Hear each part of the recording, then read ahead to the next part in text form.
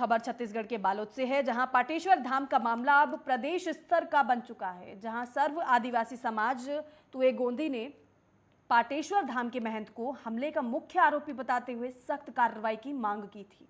समाज के जिला प्रवक्ता प्रेमलाल का कहना है कि अब तक मामले में कई आरोपियों की गिरफ्तारी हुई है, लेकिन बालक दास पर किसी तरह की कोई कार्रवाई नहीं की जा रही है, जिसके चलते सर्व आदिवासी में आक्रोश है और कार्रवाई न होने पर समाज के लोग रैली निकालकर जेल भरो आंदोलन कर रहे हैं। वहीं पुलिस प्रशासन भी पूरी तरीके से उधर अलर्ट है।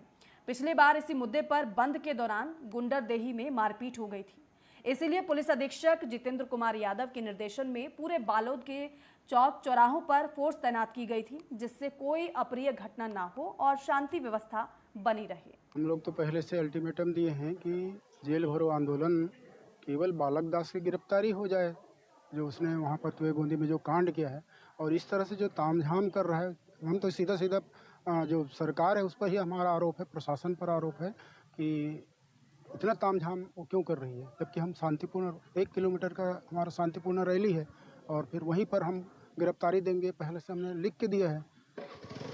इसके बाद भी जो तामझाम जो कर रहे हैं पुलिस प्रशासन, ये लोगों को डराने के लिए, धमकाने के लिए। देखिए, पुलिस प्रशासन कमज़ोर नहीं रहता, कम नहीं रहता।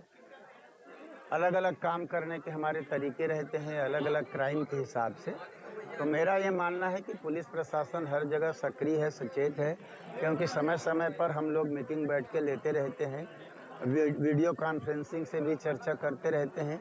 कोई भी घटना घटता है, टीवी के माध्यम से, समाचार पत्र के माध्यम से भी जानकारी होता है, तो तत्काल हम अपने पुलिस के अधिकारियों से बात करते हैं, दिशा निर्देश देते हैं।